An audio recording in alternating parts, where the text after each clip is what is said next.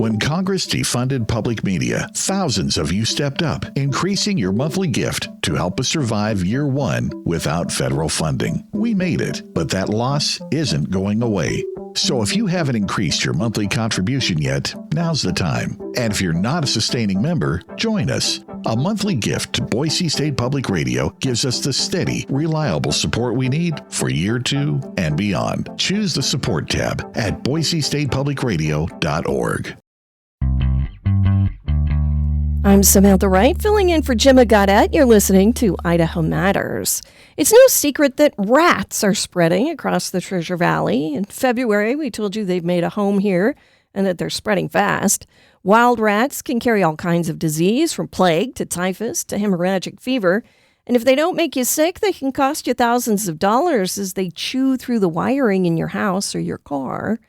Democratic Representative John Gannon from District 17 has teamed up with a Republican legislator to sound the alarm over the spread of Norway and roof rats and to plead with local officials to help them come up with a centralized plan to fight them. He joins us now. Thanks for coming on, Representative. Appreciate you being here today. Well, thank you. It's great to have this opportunity to spread the word. How did you get involved with the anti-rat campaign? Well, I live on the Boise Bench near Kootenai Street, and my neighbors had rats, and I couldn't believe it. I've lived on the Boise Bench for almost 50 years and never heard of a rat story. Field mice, squirrels, raccoons, a couple others, but not rats. And I was very motivated to tackle this issue and see if we can make some progress in controlling this infestation, which I have learned now that I'm involved in it more has really spread out to the southwest of Boise. It's along Crescent Rim area, and of course Collister area, and of course it has been in Eagle for a couple of years. Wow. Okay. We've talked a lot about rats that carry diseases that humans can catch, but you sent me a video about what they can do to things like cars, Right. just chewing through the wiring. Right. On Camrose Street, right about 2 blocks south of Crescent Rim. The owner went out to his pickup truck, which he'd had parked for a month during the winter, and couldn't start it. Opened up the hood, and the thing was just mangled. So got some pictures of that, and then there's a Kia 2022 Kia from a picture from Eagle, and the Eagle owner went out after 4 or 5 days, started up her car, and it was chugging, and determined that the wiring harness had been damaged. And once they're damaged, the wiring harness, she had to wait several weeks to get it repaired because they didn't carry wiring harnesses at the local dealership because it's just not an issue. But it is an issue now with rats. Okay. So rats doing damage, rats spreading. Tell us about the legislature trying to do something about it. I know you tried last session, didn't get too far. Tell me about it. Well, there were 3 bills. The first one got through the Senate with a little opposition and was defeated on the House floor. The second one didn't get out of committee, and the third one, which was mine, got through the Senate 31-3. It was the second to the last day of the legislature, and unfortunately, they didn't have time to hear it in the House.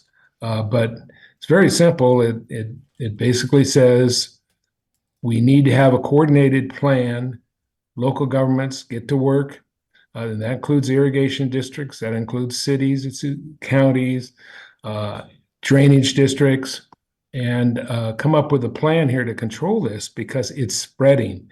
It's not receding. And I've been very surprised at some of the people who have contacted me and where they live. It's definitely a growing problem. We're speaking with Democratic Representative John Gannon about the growing rat problem in the Treasure Valley. So you wrote a letter with Republican Senator Tammy Nichols to local officials saying some of these things that you just said, that, that we all need to work together. And you kind of asked them to designate a rat man or woman. Tell me about this. Well, I think all our local governments and need to get, and our state government needs to get a point person who's going to collaborate with the other governments and come up with a plan to control this rat infestation. And it's pretty simple, and I don't think it's going to cost a lot of money, but basically put someone in charge. And I think we got a response from Garden City, and they are taking steps to do that, along with an education program, and which is very important because we've got a lot of everybody's throwing out their remedy, and some of them some of those remedies might not be effective. Some might be cause collateral issues, such as pets being poisoned and that kind of stuff. So we have to be careful how we take care of this, but we have to be coordinated. And really, it's the job of government. I mean, this is just a classic health and safety concern. And the rats don't care what political party you are. They don't care what city you live in. They don't care. They don't follow boundaries. And so we see. So I've seen people from all sides and from all walks of life affected by this. Sounds like cooperation is very key to this. You've already reached across the aisle to work with Republican on the issue. So Senator Nichols has been wonderful to work with. She's chairman of the Ag Committee, and she understands the need for control over the rats. And she's pointed out that parts of Canyon County are getting infested now because they're spreading that way too. So. Okay, so what's next? What are the next steps that need to be taken to start, putting cooperation together and some kind of comprehensive plan? I think 3 or 4 cities have written letters to Ada County, supporting Ada County taking having a general meeting and taking some action to have an organized response of some kind to the rat infestation. I think there's some interest in Ada County to do that, and really we need the state involved too. So I hope the state's going to step up, at least administratively, and say, hey, we're going to offer this expert or that expert to help. I would point out that the Department of Agriculture of the state spends $10 million a year on invasive species, including $1 million for crickets and $4 million for quagga mussels. And so, even though those issues aren't issues for a big part of the Treasure Valley, the state is working on that. So I think the state needs to be involved, especially with their expertise. That's their Department of Agriculture expertise is critical. Representative, thanks for coming on today. Tell us a little bit more about rats. Well, hopefully I won't have to come on too many times in the future because we'll get something done. How's that? Sounds good.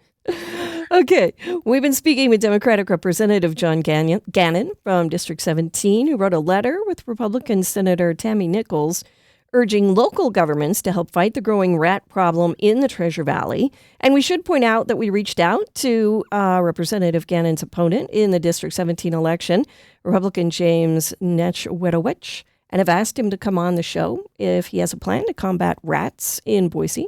You've been listening to the Idaho Matters podcast from Boise State Public Radio. To stay in touch, you can find quick Idaho daily news every morning when you subscribe to the Connector podcast. And you can also listen to Boise State Public Radio podcasts, including Idaho Matters, on YouTube. Each story you hear on Planet Money starts with a question. What happens if we refund tariffs? Why are groceries so expensive? At NPR, we stand for your right to be curious, because the forces shaping our world can be hard to see. Follow NPR's Planet Money wherever you get your podcasts and start seeing how the economy really works.